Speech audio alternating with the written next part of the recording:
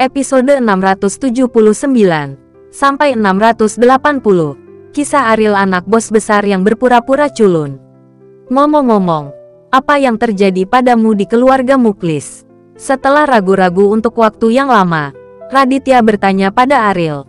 Meskipun Raditya mengontrol segala sesuatu tentang Ariel di Amerika, Raditya tidak tahu apa-apa tentang Ariel selama keluarga Muklis. Meskipun dia tahu bahwa kekhawatiran yang berlebihan hanya melubangi Ariel. Tapi hal ini benar-benar membuatnya penasaran. Raditya adalah satu dari sedikit keluarga di dunia yang tahu betapa kuatnya keluarga Muklis. Adapun apa yang terjadi pada Ariel dalam berurusan dengan keluarga top seperti itu, dan seperti apa akhirnya, Raditya tidak bisa menahan rasa ingin tahunya. Raditya berpikir saat itu, setelah dia menikah dengan Sari Muklis, dia menjadi pion keluarga Muklis. Tetapi apa yang sebenarnya ingin dilakukan keluarga Muklis sebenarnya tidak jelas bagi Raditya. Keraguan ini tersimpan dalam benaknya selama beberapa dekade. Itu adalah misteri yang selalu ingin dipecahkan oleh Raditya. Dan sekarang hanya Ariel yang bisa membantunya membuka teka-teki ini. Kakek, saya tidak pernah berpikir bahwa nenek memiliki latar belakang seperti itu. Ariel berkata sambil mendesah di wajahnya. Di matanya, kekuatan neneknya alias Sari datang setelah kakeknya menghilang. Sebelum itu, Sari adalah eksistensi yang tidak diketahui. Tidak ada yang bisa membayangkan bahwa di belakang Sari, ada keluarga Muklis dengan energi yang luar biasa. Lebih penting lagi, Sari membuatnya tidak mungkin untuk melihat bahwa dia dilahirkan di keluarga yang begitu kaya. Ariel menyesali latar belakang kuat dari keluarga Muklis. Mengapa Raditya itu, hanya keluarga atas yang tersembunyi seperti itu yang bisa disebut keluarga sungguhan? Sumber daya keuangan keluarga Muklis benar-benar dapat memicu gelombang badai dengan kekuatan mereka sendiri. Energi ini sangat menakutkan dan luar biasa. Dan karena itu, Raditya harus menikahi Sari anak dari Muklis. Dapat dikatakan bahwa ketika Raditya menghadapi kejadian ini, dia tidak punya pilihan sama sekali. Jika bukan karena keluarga Muklis, saya tidak akan mencapai status seperti itu. Dunia berkata bahwa terpana oleh Raditya dan mulai dari awal. Tetapi semua ini adalah konspirasi keluarga Muklis. Dan saya, sebenarnya tidak banyak bertindak, seperti semut yang sedang dimainkan. Kata Raditya, dalam benak Ariel, citra heroik Raditya tidak akan berubah karena apapun. Karena alasan mengapa Raditya akan menjadi pahlawannya bukanlah karena Raditya mengizinkan keluarga Wibowo mendapatkan pijakan di Amerika, melainkan yang pernah ia berikan kepadanya. Perlindungan telah memberi Ariel rasa aman. Kakek, kesempatan diberikan oleh keluarga Muklis. Tapi keluarga Wibowo bisa sampai ke titik ini karena kemampuanmu. Anda tidak dapat menyangkal pencapaian Anda karena keberadaan keluarga Muklis. Kata Ariel. Raditya menggelengkan kepalanya tanpa daya. Tidak peduli apakah Ariel benar-benar berpikir demikian atau dia ingin menghibur dirinya sendiri. Raditya tahu bahwa tanpa keluarga Muklis, dia bukan apa-apa. Ini adalah cerita yang saya ceritakan sebelumnya. Keluarga Muklis mengontrol banyak konsorsium di dunia. Dan keluarga Wibowo saya selalu menjadi alat keluarga Mujlis. Adapun apa yang ingin mereka lakukan, saya tidak tahu. Raditya menghela nafas. Rasanya sangat tidak nyaman untuk dimanipulasi dan tidak ada ruang untuk perlawanan. Dan selama beberapa dekade, Raditya tidak tahu apa yang ingin dilakukan keluarga Muklis. Yang diinginkan keluarga Muklis sangat sederhana. Muklis ingin membawa keluarga ke level itu. Kata Ariel. Jawaban ini tidak mengejutkan Raditya. Dengan status keluarga Muklis di dunia, tidak ada hal yang layak untuk dikejar oleh Muklis. Hanya dengan memasuki level tersebut, semoga Muklis tertarik. Sepertinya kamu sekarang adalah harapan terbesar Muklis. Raditya berkata sambil tersenyum. Bagaimanapun, Ariel sekarang adalah murid yang akan diterima oleh Umar. Ini adalah satu-satunya kehormatan di dunia. Dan Muklis seharusnya tidak berani mengancam Ariel terlalu banyak. Ya, Muklis pernah ingin saya mengubah marga keluarganya. Mungkin ini tentang meminta saya untuk memasuki Tianqi dengan nama Muklis. Kata Ariel. Wajah Raditya memadat. Tapi dia segera mereda. Dan berkata, bagimu, ini adalah hal yang baik. Jika kamu benar-benar ingin mengubah nama keluargamu, kakek tidak akan menyalahkanmu. Ariel senang mendengarnya. Perubahan nama keluarga awalnya diminta oleh Namong Muklis, tetapi Ariel menolak dengan tegas. Dalam kehidupan pertamanya, dia bermarga Wibowo. Bahkan jika dia adalah hantu, dia diberi nama keluarga Wibowo. Sangat tidak mungkin bagi Ariel untuk mengubah nama keluarganya. Dan sekarang, Muklis tidak memiliki persyaratan untuknya. Bahkan selama Ariel mau, dia bisa mengubah nama seluruh keluarga Muklis menjadi marga Wibowo. Jangan tertawa, meskipun Anda memenuhi syarat untuk memasuki Tianqi, keluarga Muklis masih dapat membantumu.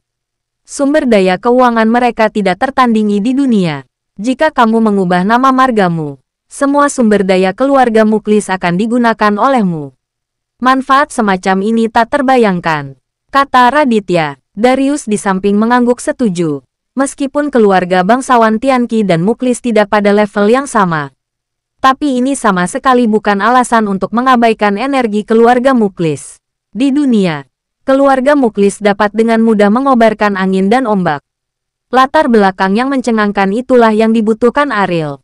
Bagaimanapun, orang-orang Tianqi juga harus makan dan mengandalkan uang. Pertahankan hidup dengan uang di tangan.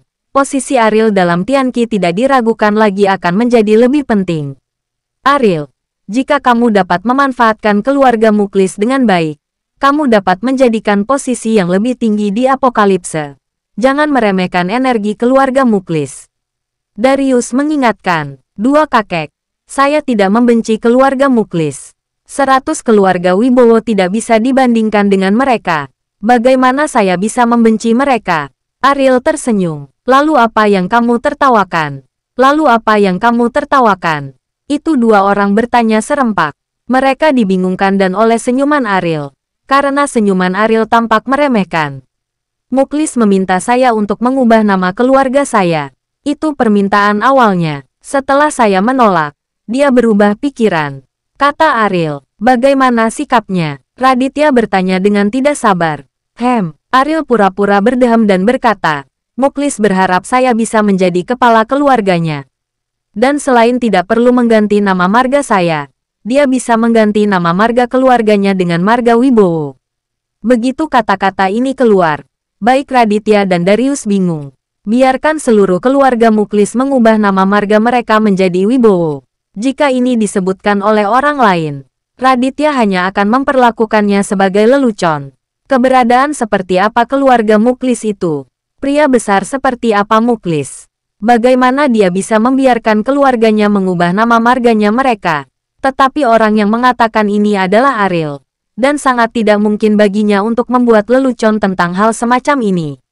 Melihat rahang mereka akan jatuh ke tanah, Ariel tidak bisa lagi mengendalikan senyuman di wajah mereka. Dan mengingatkan mereka, dua kakek. Kamu telah kehilangan akal. Dan rahangmu hampir jatuh. Mendengarkan, pada titik ini, keduanya buru-buru menutup mulut mereka. Bagaimanapun, mereka adalah tetua Ariel. Bagaimana mereka bisa terlihat cuek di depan Ariel? Ariel, kamu tidak tertawa. Apakah Muklis benar-benar mengatakan itu? Raditya merasa mulutnya kering. Meskipun dia juga pria hebat pada zaman itu, masih ada celah besar antara Muklis yang tidak bisa dia bayangkan. Mengapa orang seperti Muklis bisa mengatakan hal seperti itu? Jangan mengejek kami, kata Darius. Berani-beraninya aku membuat kedua kakekku tidak bahagia. Muklis berkata begitu. Dan dia juga meminta orang untuk berbicara. Jika saya tidak punya waktu untuk bertemu dengannya, dia bisa datang sendiri. Jika Anda tidak mempercayai saya akan memberitahu Muklis. Biarkan dia datang ke Bandung. Hanya untuk menghadiri perjamuan 100 hari putriku. Kata Ariel. Raditya berjalan ke arah Ariel dengan penuh semangat. Kegembiraan di wajahnya tidak dapat ditahan. Meletakkan tangannya di bahu Ariel dan berkata, Oke, baiklah. Putra dan cucu saya dari keluarga Wibowo memang naga dan burung phoenix. Ariel, kakek hanya bisa menantikan pencapaianmu. Dan keluarga Wibowo di masa depan pasti akan menjadi terkenal karenamu. Ariel, jika Sari masih hidup, dia akan tahu seperti apa penampilan kaisar yang sebenarnya. Kata Darius. Ariel tahu bahwa itu karena omong kosong sehingga neneknya mengubah sikapnya terhadapnya. Tetapi Sari sudah mati. Bagi Ariel, tidak masalah apakah dia seorang kaisar atau bukan. Dia hanya perlu membiarkan dirimu memiliki kemampuan yang cukup untuk melindungi Kaori dan Aisila. Episode 680. Ariel. Kaori keluar dari villa dan pergi ke halaman belakang dan berkata kepada Ariel. Penjaga keamanan berkata bahwa seseorang sedang berlutut di bawah dan ingin melihatmu. Dia berkata bahwa dia tidak bisa pergi. Apakah kamu ingin melihat? Saya baru saja diberitahu oleh keamanan bahwa seseorang sedang berlutut di gerbang di bawah. Dan menolak untuk pergi tidak peduli bagaimana mereka memukul atau memarahi. Sekarang mereka menahan pintu. Kendaraan yang mempengaruhi masuk dan keluar. Saya harap kamu akan maju untuk menyelesaikannya. Sepertinya keamanan ini telah dibayar. Ariel berkata sambil tersenyum. Dengan pasukan keamanan di area villa, seseorang menahan pintu. Mereka pasti akan menggunakan cara untuk mengusirnya. Bagaimana itu bisa mengganggunya? Ini hanya dapat menjelaskan satu situasi, yaitu aparat keamanan mengambil keuntungan. Itu sebabnya dia diberitahu. Lalu apakah kamu ingin memeriksanya? Kata Kaori mengeluh. Pergi. Tentu saja. Dan lihat siapa yang begitu berani menahan pintu kita. Ariel berkata sambil tersenyum. Suhartono dan ayahnya benar-benar tidak berdaya untuk melakukannya. Butuh banyak uang untuk memikat personel keamanan. Untuk menjaga posisi keluarganya. Dan bahkan lebih untuk menyelamatkan nyawanya sendiri. Betapa sedikit uang yang akan dihitung. Namun, satpam itu sangat pintar. Setelah dia mendapatkan uang, dia menyelinap pergi. Mungkin karena dia ingin menjauh dan tidak akan pernah kembali ke tempat ini mulai sekarang. Saat sampai di pintu masuk area villa, Ariel melihat Suhartono dari kejauhan. Warna rambutnya sangat mempesona. Bahkan jika dia tidak ingin melihatnya, dia tidak bisa melakukannya. Melihat Ariel muncul, ayah Suhartono mengingatkan Suhartono dengan suara rendah. Dia ada di sini, dan kamu cepat meminta maaf dengan tulus. Apakah keluarga kita bisa selamat dari krisis ini? Itu tergantung pada apakah dia akan memaafkanmu. Suhartono mengangguk lagi dan lagi. Postur arogan di pesawat benar-benar hilang. Dan sikap terhadap Ariel hanyalah ketakutan. Tuan Ariel, maafkan saya. Saya karena berbicara omong kosong di pesawat. Anda memperlakukan saya sebagai orang gila. Dan mengatakan sesuatu yang gila. Setelah Ariel mendekat, Suhartono memulai meminta maaf, dan kekuatan tak sama sekali tidak ambigu, terbentur, dan dahinya dengan cepat memerah. Jika saya ingat dengan benar, Anda mengancam saya dengan putri saya, kan? Ariel berkata dengan ringan. Ayah Suhartono gemetar. Ucapan Suhartono memang merupakan tindakan mencari mati. Bagaimana dia bisa menggunakan bayi sebagai ancaman? Tuan Ariel, putra saya terbiasa arogan maaf. Dia hanya berbicara tentang kesenangan. Tidak benar-benar jahat.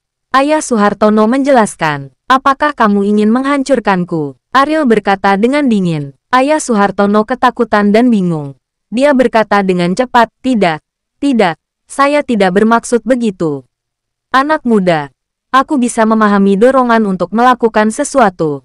Tapi lebih baik bertarung lebih banyak, kan? Kata Ariel. Ayah Suhartono mendengar ini. Dia hanya melompat, meninju, dan menendang Suhartono tanpa ragu-ragu. Dan tidak ada tanda belas kasihan di bawahnya. Jadi Suhartono meratap dan berguling lurus ke tanah. Ariel menyaksikan adegan ini dengan gembira. Meskipun Suhartono mengancamnya untuk mati bersama Aisila, orang ini mungkin tahu bahwa dia salah sekarang. Jika dia terlalu peduli padanya, itu tidak perlu. Pelajaran sudah cukup, dan untuk peran sekecil itu, Ariel tidak khawatir dia akan membalas di masa depan. Bahkan jika dia memberinya 10 nyali, dia tidak akan pernah melakukannya. Ariel tidak membiarkan berhenti. Ayah Suhartono tidak berani berhenti sejenak. Dia sangat lelah hingga terengah-engah. Dan kekuatan untuk memulai semakin lemah. Oke, ayo cepat pergi. Masalah ini sudah selesai. Mulai sekarang, jadilah orang yang rendah hati dan jangan buat masalah di Bandung. Pertama pikirkan tentang 3 kata Ariel. Jangan main-main dengan orang-orang di sekitarku. Jika tidak, kamu tidak akan seberuntung itu lain kali. Kata Ariel. Ya, Tuan Ariel. Kami ingat, tidak akan pernah ada waktu lain. Ayah Suhartono berkata berulang kali. Pergi. Ariel melambaikan tangannya dan berkata. Suhartono dipukul hingga tidak bisa bergerak. Ayah Suhartono hanya bisa membiarkannya terlentang. Dalam perjalanan kembali ke villa di sisi gunung, Ariel menelepon Muklis atas nama mengundangnya untuk berpartisipasi dalam perjamuan 100 hari Aisila. Berharap Muklis akan datang ke kota Bandung untuk menemuinya. Tentu saja, Ariel tidak akan naik ke atas karena kompromi Muklis. Dia tidak pernah menjadi orang yang bisa membuat 1 inci pun. Dia tahu bahwa sumber keuangan yang luar biasa dari keluarga Muklis akan memberinya bantuan yang tak terbayangkan di masa depan. Dan dia secara alami tidak akan mengambil terlalu banyak sikap terhadap Muklis. Muklis juga langsung setuju. Baginya, pertemuan dengan Ariel adalah urusan yang mendesak. Adapun apakah keluarga Muklis harus mengubah marganya, Muklis sudah mengetahuinya sejak lama, dan tidak ada yang perlu diperhatikan. Muklis telah berada di garis depan Tianqi selama beberapa dekade, dan mampu memasuki level Tianqi adalah harapan terbesarnya selama hidupnya. Adapun berapa harga yang akan dia bayar untuk ini, sudah lama sekali Muklis akan mempertimbangkan. Kembali ke villa, Inem dan anaknya alias Rianti sudah sibuk di dapur. Kaori memeluk Aisila dan menolak melepaskannya. Bagaimanapun, dia dan Aisila telah berpisah terlalu lama. Apakah itu lucu? Kaori bertanya pada Ariel. Putriku tentu saja yang paling lucu di dunia. Siapa yang tidak berani setuju? Ariel berkata sambil tersenyum. Kaori meringkuk dan berkata, bagaimana jika kamu tidak setuju? Apakah kamu masih dapat membunuh semua orang ini? Kenapa? Saya bukan orang yang kejam. Semuanya harus masuk akal. Ariel berkata, tentu saja, ada satu kalimat tersisa, yaitu alasannya tidak masuk akal. Tapi itu hanya bisa dibunuh. Apakah ada posisi di perusahaan baru-baru ini? Ariel bertanya pada Kaori. Kaori menggeleng. Sejak Aisila diculik, dia sudah lama tidak mempedulikan situasi perusahaan. Sekarang Lucy telah menjadi direktur, jaga semua urusan perusahaan. Meskipun Lucy tidak memiliki pengalaman di bidang ini, tidak ada yang berani menggali lubang di posisi keluarga Wijaya Company saat ini. Jadi Lucy hampir tidak menemui masalah. Ada apa? Apakah kamu masih ingin bekerja di perusahaan? Kata Kaori sambil melotot. Ini bukan aku. Ini Rianti. Kata Ariel. Rianti masih sangat muda sekarang karena dia tidak bisa selalu bekerja sebagai pelayan di rumah. Adapun pengaturan masa depan Rianti, itu semua adalah cerita kedua. Jadi Ariel masih berharap untuk memberi Rianti pekerjaan. Untuk pekerjaan normal, dia harus menikmati kehidupan yang seharusnya dimiliki oleh kaum muda di dunia.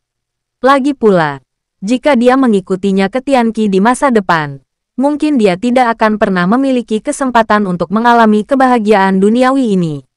Menurutmu itu sangat bijaksana. Aku akan memberi tahu Lucy dan membiarkan dia mengaturnya. Kata Kaori. Ariel mengangguk. Berencana untuk pergi ke ruang utilitas tempat dia tinggal sebelumnya. Kemana kamu pergi? Kaori bertanya. Pergi ke kamar yang dulu aku tinggali. Ariel menuturkan. Kedua tengkorak yang didapat tersebut masih berada di dalam kamar. Benda apa ini? Ariel belum menemukan jawabannya. Dia melihatnya di Amerika, dalam adegan magis. Ariel mengira itu adalah sesuatu yang tersembunyi di tengkorak. Tetapi setelah belajar lama, dia tidak menemukan petunjuk. Ariel berencana membuangnya jika dia tidak bisa mempelajarinya lagi. Bagaimanapun, itu bukanlah hal yang baik. Rianti tinggal di sana sekarang. Apa yang akan kamu lakukan jika orang lain tidak menyimpan barang-barang pribadinya? Bukankah kamu akan mempermalukannya? Kaori mengingatkan. Ariel diam sesaat. Ekspresinya berkedip karena keterkejutan yang mengejutkan. Tetapi dia segera menyembunyikannya. Sama seperti dia, Rianti tiba-tiba memiliki kekuatan yang kuat di tubuhnya. Sebelumnya, Ariel memikirkan apakah akan ada hubungan antara dia dan Rianti. Tetapi gagasan ini dengan cepat ditolak oleh Ariel. Bagaimanapun, dia dan Rianti hanya bertemu sekali. Tapi sekarang, Ariel sepertinya sudah menemukan jawabannya. Mungkinkah karena dua tengkorak? Kekuatan mereka berasal dari tengkorak. Ide ini tampak konyol bagi Ariel. Tetapi selain itu, sepertinya tidak ada alasan lain yang dapat menjelaskannya. Bisakah dikatakan bahwa adegan yang terjadi dalam sekte itu pada awalnya semuanya benar, dan itu bukan karena semacam mekanisme rahasia yang terbuka? Jika ya, apakah dua tengkorak itu bersambung?